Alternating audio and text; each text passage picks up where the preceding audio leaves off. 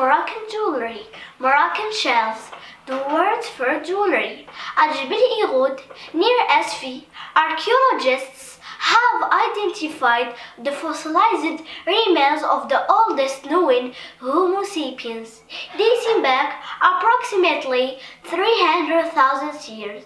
They also discovered small perforated marine shells, serving as evidence that shells were the word for jewelry, worn as adornment thousands of years ago. These findings highlight the deep relationship between humans and nature, as well as the creativity and ingenuity of Morocco's earliest civilizations. Urban versus Berber jewelry. Urban and Berber jewelry are two distinct styles of traditional Moroccan jewelry, each with its own characteristics and cultural significance. Urban jewelry, often associated with imperial cities like Fez, Meknes, Marrakesh, and Rabat. These pieces are known for their elegance and sophistication. Made mostly of gold, adorned with precious stones or complex motifs, urban jewelry is typically worn during special occasions like weddings or religious festivals, symbolizing social status and wealth. Berber jewelry, linked to the Berber population of Morocco. These pieces are often simpler in design but rich in symbolism, made from silver, coral, amber, shell, or glass. Berber jewelry is decorated with geometric motifs or protective symbols. It is worn daily as well as during ceremonies or festivals. Both styles reflect Morocco's rich history and cultural diversity, appreciated for their beauty and symbolic meaning. Social functions. Beyond decoration, jewelry serves other functions: social, identity, utility, prophylactic, and symbolic. Social functions. Jewelry is a valuable family heritage and sign of wealth, passed down through generations and serving as family savings. It is also used as marriage dowry and was once considered a form of currency. Identity function. Jewelry signifies group affiliation, whether religious, political, professional, or other, allowing the wearer to be identified by their group or a broader population. Utility function. Jewelry can be practical in daily life. Use it to tighten the waist like a belt, fasten a cape like cloak clasps, or hold keys or scissors like a chatelaine.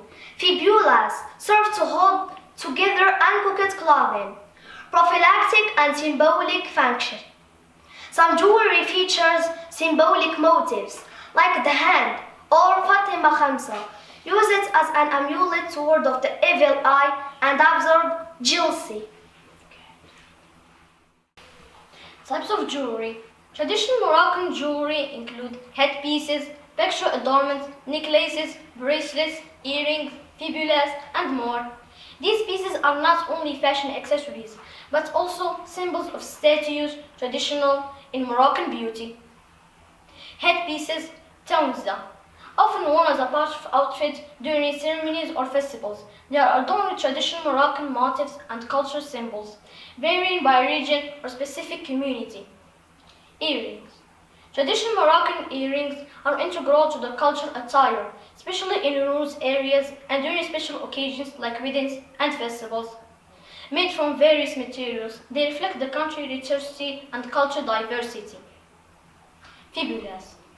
Brooches used to fasten clothing, significantly in ancient time and artistically important, reflecting the style and technique of their era. Picture adornments. Worn around the neck, including necklaces, pendants, brooches, and other decorative elements, associated with social status, special ceremonies, or artistic expression. Bracelets, worn around the wrist, made from various materials, part of traditional attire, worn on daily or on special occasions. Jewelry by region. Western Reef region, including Tetuan, Shawan, and Wuzan, known for traditional Berber jewelry like fibula or tizerzai, often decorated with geometric or cultural motifs. Bracelets or akshash, while intricately decorated, sometimes inlaid with precious stones or coral, including moon and sun bracelets made of silver and gold.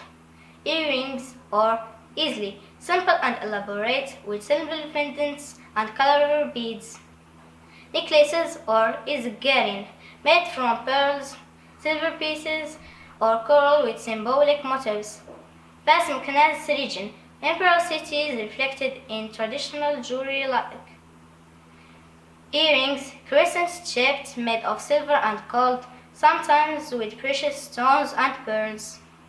Necklaces, wide and decorated with floral or geometric with cultural motifs.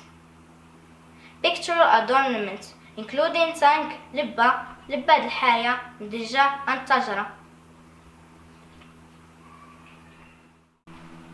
Middle Atlas region, notably the Zayyan tribes near Azov, known for Berber jewelry like fibula or tizerzai, silver brooches with geometric or tribal symbols, necklaces or izgaran, impressive pieces with silver or precious metal pendants, sometimes inlaid with precious stones or coral, bracelets or akshash, wide and intricately decorated, earrings or easily, simple or elaborate with silver pendants and colorful beads. Agadir, Tiznit and Tafrat region, known for some of the most beautiful and distinctive Berber jewelry like fibula or tizerzai, silver brooches for fastening traditional clothing, decorated with geometric motifs and small beads, bracelets or akshash, wide and intricately decorated, earrings or easily, elaborate with silver pendants and colorful beads, necklaces or izgaran, silver pieces shaped like triangles or diamonds, sometimes with precious stones or beads. These traditional Moroccan jewelry pieces are not only fashion accessories, but also symbols of identity, culture, and artistic expression.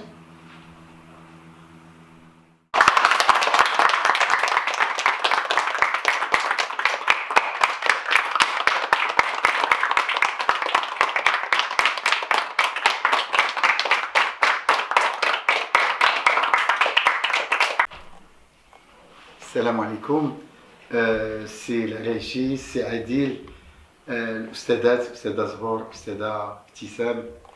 C'est avec un immense plaisir, une immense joie que nous sommes là pour partager ces moments de plaisir et de bonheur, ces moments de plaisir, ces moments où nous avons pu découvrir en même temps que les enfants, et que les enfants ont pu nous faire découvrir la culture et le patrimoine marocain. Ce n'est pas que le patrimoine de Meknès et région, mais c'est le patrimoine de tout le Maroc, et qui prouve et qui nous démontre de la grandeur de notre pays, de la grandeur de notre civilisation et de ce qu'ont fait nos ancêtres. Et cela grâce à nos enfants dans le musée du groupe scolaire Al-Aïchi, et cela grâce, bien entendu, sans aucune hésitation, cela grâce à M. Al-Aïchi, à sa grandeur, à ses efforts, à tout ce qu'il a fait. Ce qu'il a fait, M. Al-Aïchi, avec le musée du groupe scolaire de Al-Aïchi, avec le travail de ses enfants, c'est quelque chose qui va laisser son empreinte, et une réelle empreinte positive pour tout ce que nous allons voir. Tout ce qui va venir, c'est-à-dire que nous en avons besoin. Jamais je n'ai eu la chance de pouvoir voir cette diversité, cette richesse, réellement dans la discrétion. Et on en a toujours parlé, M. Al-Aïchi m'en a toujours parlé, ça m'a toujours donné envie de découvrir cela, mais là nous avons eu la chance de le faire. Il faut dire que je suis venu de Casablanca tout en étant content, heureux de venir, surtout pour rencontrer Al-Aïchi et M. Saadil Al-Aïchi également, mais là le plaisir il est double, et mon bonheur il est double, de voir toute cette richesse, toute cette culture et ce patrimoine. Et Dieu sait que nous avons grandement besoin. Sans oublier que par la présentation des enfants, nous avons découvert un grand niveau en langue anglaise de ces enfants. Un niveau indiscutablement très bon, d'une certaine richesse vocabulaire et structure. Et cela grâce, bien entendu, à l'effort de tout l'établissement, de la direction, et surtout des enseignantes que je félicite c'est-à-dire à l'occasion de ce petit mot. Et bien entendu, en parlant du niveau en langue anglaise, je laisserai Madame Bennis de dire son avis, puisque c'est son domaine, c'est la pédagogie. Elle sait combien d'efforts il faut pour qu'on puisse arriver à ce niveau. Et merci encore à la Régie de nous avoir invités. Merci à vous.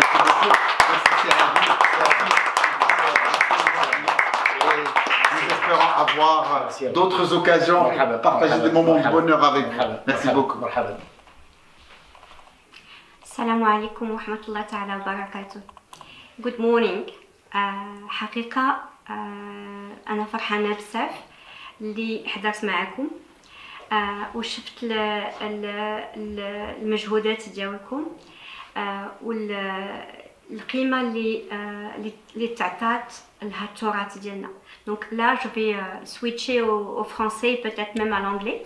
Donc je voudrais remercier Monsieur Leraichi et Monsieur Leraichi Adil et les enseignantes qui ont, je dirais, mis tous leurs efforts, etc., et tout leur cœur dans la réalisation de cette avant-première, comme on en avait parlé avec M. Leraichi, l'avant-première de l'édition de La Voix des Racines et des Ailes. Et je peux vous dire que en tant que pédagogue, je suis fière et très honorée d'être parmi vous aujourd'hui parce que c'est une première. C'est une première au Maroc. C'est une première, je dirais, dans un établissement privé et en l'occurrence groupe scolaire Leraichi. Donc je tiens à vous dire que vous avez beaucoup de chance parce que vous êtes avec vos enseignantes et vous-même, chers élèves, vous êtes des pionniers. Vous êtes les premiers à présenter le patrimoine marocain en anglais. Donc un grand bravo. Je vous applaudis.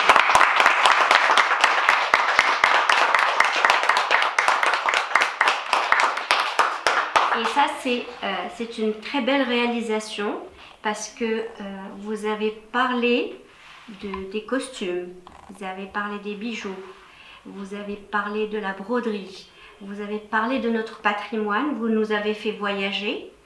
Mais ce qui est formidable, c'est que vous l'avez fait avec une langue internationale qui est l'anglais. Donc, grâce à vous, les étrangers vont pouvoir apprendre des choses sur notre patrimoine. Parce que ce qu'on aimerait, moi personnellement, et j'y veillerai, c'est faire passer votre message, faire passer vos présentations à des personnes qui vivent à l'étranger. Pourquoi? Comme ça, ils vont voir comme il est beau notre patrimoine et comme il est très riche. Donc, grâce à vous, parce que vous l'avez fait en anglais, et comme l'anglais c'est la langue internationale, je dirais la plus parlée maintenant, donc vous allez transmettre le message, vous avez parlé du patrimoine et vous allez faire connaître ce patrimoine à l'étranger. Et ça, je trouve que c'est très important. Donc encore bravo et encore merci à M. Leraichi. Je remercie les enseignantes, c'est Adil, merci beaucoup. Par rapport aux enseignantes, je sais qu'elles ont fait un travail très très important, que ce soit dans la conception de la chose, etc., dans le travail avec les enfants, dans le travail des présentations, parce que ce n'est pas facile de se mettre devant un public et parler avec aisance en anglais et parler du patrimoine. Donc grâce à vous, nous-mêmes, nous avons appris des choses sur notre patrimoine, sur notre culture, et je pense que si Dieu veut, on pourra même faire passer ça à d'autres personnes qui ne sont pas marocaines pour leur montrer comme c'est beau et comme c'est riche. Merci encore.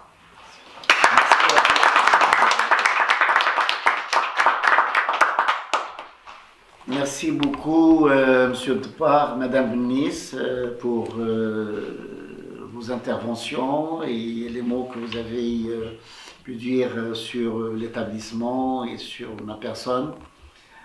Comme vous avez pu le constater, nous travaillons avec beaucoup de conviction. Pour nous, l'école est très importante, mais l'école n'est pas une fin de soi. Pour nous, l'école, c'est un moyen pour former le bon citoyen. Et le bon citoyen, il faut qu'il connaisse sa culture. Et un bon citoyen ne peut respecter la culture des autres que s'il connaît la sienne et qu'il la respecte. Donc c'est un certain nombre de valeurs auxquelles nous tenons absolument, telles que la patience, telles que la rigueur, telles que la finition, aller jusqu'au bout de la tâche. Et là, ce sont des valeurs, la beauté, le beau et le vrai. Le beau et le vrai. Je crois que ces concepts-là, si nous arrivons un petit peu à les transmettre à nos enfants, nous allons gagner le pari. Gagner le pari dans ce sens où nous allons former des citoyens dignes, tout d'abord de leur citoyenneté, et fiers de cette citoyenneté. Je tiens absolument à remercier les enseignants, parce que c'est un travail de tous les jours, c'est un grand labeur qu'ils ont fait durant des années, cette année en ce qui concerne le patrimoine. C'est une première, effectivement, où nous présentons, nous avons travaillé le patrimoine en arabe et en français. Aujourd'hui, nous nous célébrons en langue anglaise. La décision a été prise un petit peu jusqu'à la fin, mais ceci dit, le travail a été fait avec beaucoup de professionnalisme et je tiens à remercier infiniment les maîtresses, Madame Zhor, Madame Tissam, pour leur abnégation, pour leur travail, pour leur labeur, et merci encore une fois. Je tiens à remercier Monsieur Depar et Madame Bennis. Je tiens à les remercier d'avoir pris de leur temps, de nous avoir accordé cette matinée où nous avons partagé des moments agréables et qui tournent autour du patrimoine national. Effectivement, je crois que la langue est un véhicule, que la langue est capable de véhiculer non seulement les valeurs, non seulement les convictions, mais également un discours de vivre ensemble, un discours de paix, et je vous remercie. Merci beaucoup.